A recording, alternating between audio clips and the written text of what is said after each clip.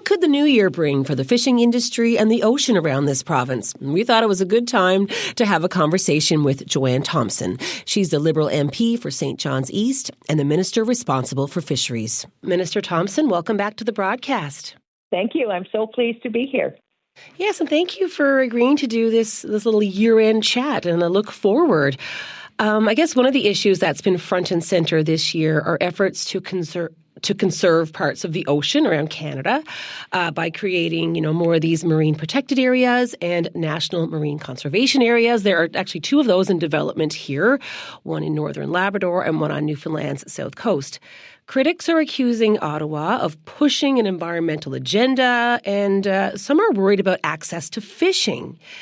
Minister, is Canada going to meet this 30 by 2030 target? And can you tell us, where are you with this target? So what I'll say is, and I certainly hear the concerns loud and clear, and I want to reassure people, particularly on the Newfoundland side, this is still very much in a consultation phase. And I also want to stress that marine protected areas are part of conservation and sustainability and ensuring that we have strong supports in place to ensure sustainability for fisheries and all marine ecosystems going forward. It is not intended to shut down, in this case, fishing in areas. And I think one of the things that we need to do as we move into the new year, and certainly as a government, I feel there'll be more information coming on this, but we need to really, speak to the misinformation. We need to come back together in a way that really does ensure dialogue at the table. And the steps that we take going forward are really ones that come through a true consultation phase and is based on facts and really something that, as in our case as a province, both Newfoundland and Labrador, we can feel reassured that the work that's happening is really about ensuring that we have a strong ocean sector into the future. We need to be mindful today of the effects of climate, the reality of how we know our oceans are changing, water temperature, sea state, ecosystems under threat. We have to take the steps now to ensure that we have sustainable measures in place to protect our oceans into the future for the next generation. So if we start at that point, this is about ensuring the ocean ecosystems are able to continue to provide for all of us into the future. And it's our duty for the next generation to put measures in place. Then I think it shifts the dialogue so we can look at this and say it's not about stopping something. It's not about interfering with economic opportunities for rural and coastal Indigenous communities. I mean, that's an essential part of the conversation of what we collectively need to do going forward to ensure that we have sustainable fisheries. But I think that if the dialogue breaks down, the rest of the work is really hampered. And I, for one, want to help, to actively work to find spaces that we can begin the conversations in ways that we're able to really understand what it is that we need to do, what are the areas that we have to be really mindful of. Trawling is one in those areas, but fishing is not. So let's work together. And really, it is about next generation. And if I could just kind of step on the side and say part of what I've been focused on is the balance between the need for conservation, sustainable measures, but the balance of the economic benefit of fishery to rural communities, coastal communities, Indigenous communities. I mean, it is the lifeblood of so many communities, we'll say, around Newfoundland and Labrador, to keep this at home. And the other thing that I really worry about, and I want to begin in a very focused way, conversations and build plans around to start this work in January is the realization that we don't have a succession plan for next generation harvesters. I've met with harvesters industry coast to coast to coast, and I am always shocked at the reality that the people around the table are very quickly aging out of the sector. And if there's one, maybe two, and that's a large number in a significant sized meeting, that's it for the next generation. And so if we talk about sustainability and we talk about conservation, it has to also be about people. And if we lose the connection of fishery to a community, we lose as well the economic drive and the sustainability in the future of that community. So I think we're faced with a number of challenges, but it's also opportunities, and I think the conversations are urgent. It's timely, and we have to be able to actively work together to find solutions and be creative in how we meet this moment. All right, I want to stay with fishing right now. A lot of fish harvesters are pushing for an end to the mackerel moratorium. They're seeing a whole lot of mackerel in the water, and even Oceana Canada said recently that this stock is rebounding. When is this moratorium going to end? So I spent a significant amount of time this summer speaking with harvesters because I think that's incredibly important, and it's not just a very light tick on the box that I've had a meeting. I'm very focused that we gather our information, obviously, through scientific processes, but we also have to gather information from harvesters, from industry, from the people on the wharf who see what's happening. And so to that end, with harvesters, the FFAW, they have collected their science of what they have seen on the water, and that information will be part of the decision-making for the next season. I mean, I never want to prevent the ability of anyone to fish, but I have to also balance the economic need to be able to fish with the need for conservation. We cannot, if a stock is in a critical zone, we have to look at what science is telling us, what harvesters are telling us, and it's the space in between. And if there's a disconnect, which there is in this case, that's the reason why very focused attention on what is it that harvesters are seeing and what at a DFO level is in that mix, and if we need going forward to do a different type of scientific input, then we do that. But we have to balance the science with the decision making, and I'm committed to that. And the industry's input will be part of the decision for the next season. Going to talk about the sealing industry here for a moment. Over the past couple of years, there's kind of renewed hope that the European Union might consider loosening its ban on seal products.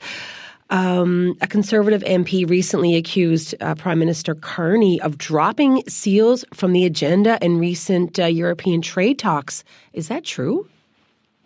So that was at a fishery committee. I will say to you that I am, focused on finding ways that we can expand market access for seals. Like, we know seals are a challenge. I know capelin numbers are a challenge. The challenge is on certainly cod stocks, which, finally we have very strong numbers. Again, we need to celebrate that, and we need to always look at ecosystems. And seals are an incredibly important part of that ecosystem. So, we have put measures in place to expand markets. It's slow.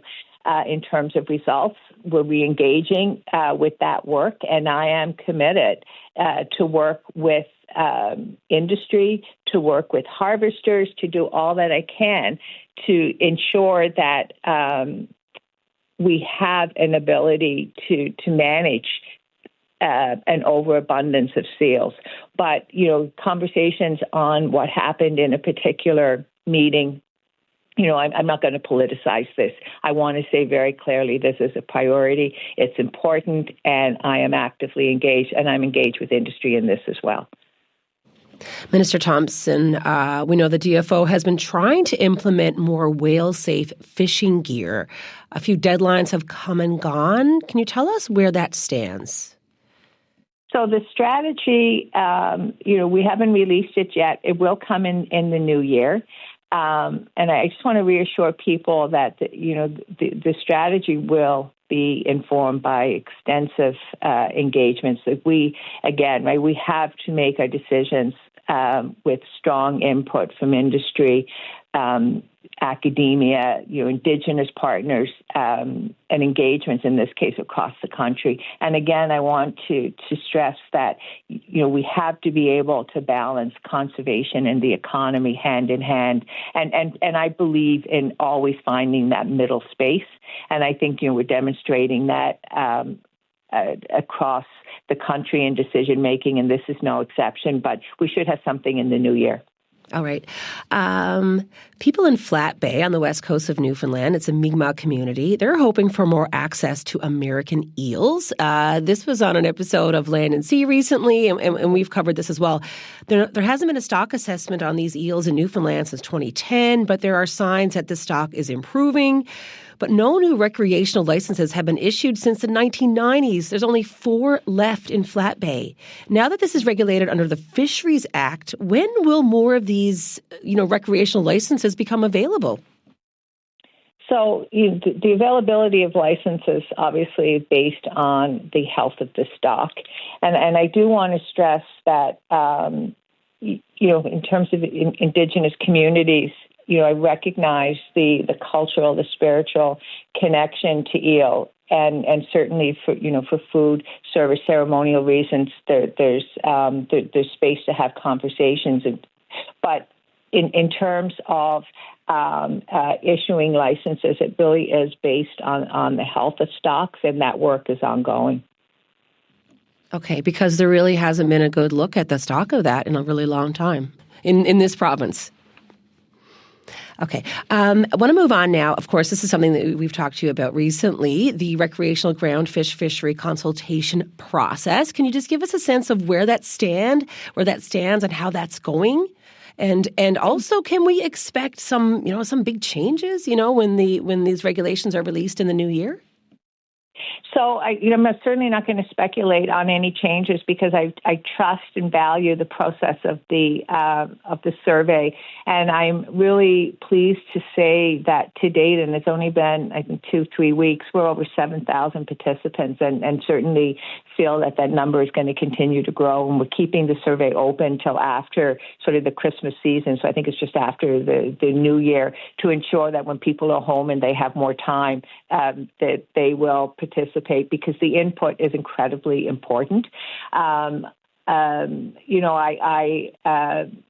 value the input in this case when speak about the value of harvesters. In this case, it's recreational fishers, and so decisions that will be made going forward will be very much made on what it is we hear. And I want to say that I'm quite pleased with the survey. We spent quite a period of time ensuring that it was easy to follow, but also detailed enough that we were able to really, I hope, gather the information that we need, that understands that sometimes if you're not careful in terms of understanding that northern cod is very different from Gulf cod, that you can inadvertently harm the health of northern cod going forward. So I look forward to the results, and actually, we'll be pleased to speak to you about it once we have the full assessment done and ready to take the decision. We're wondering if you had a chance to read this new study from the Marine Institute, which was about harp seals' impact on fish stocks. I interviewed this guy, Tyler Eddy. He was a part of this research. It really just looked at, the food web, and it basically showed that the impact that seals are having on all our fish stocks is way, way, way greater than the impact of any fishing. Are you familiar with this study? I think I looked at it quickly, but I don't have it in front of me. But what I can say at a very high level is, look, ecosystems, it's interconnected. Of course, an abundance of a species has an effect on other species, right? It's why we have to have conservation measures in place. And I think, I referenced earlier that seals are an absolute overabundance, and it's an absolute threat. But at the same time, we need to look at it in relation to northern cod in particular, because it's in a healthy zone. But cod in general, we need to look at the capelin numbers. So I don't think, we can ever, it's why the balance between science and harvesters and industry are so important. We have to be measured in our responses. And in the case with seals, there is a challenge with markets, with European markets, with the American markets. And we are in a very difficult time at the moment in terms of the reality of tariffs and having to diversify and find new markets. And we are directed and focused as a department to always explore new markets for seal products. And as we expand our fishing opportunities in terms of diversified market, seals are part of those conversations. All right, Minister Thompson, before we let you go, is there anything else that you wanted to say? I just want to say that it's been a real privilege to be in this role, and I thank the harvesters, the FFAW for the input, for the dialogue. I don't think, we can ever move forward in a healthy, productive way if we don't work together. And so, for all involved in this sector, thank you for what you do. And, I am here to work with you, and I look forward to having more conversations with you.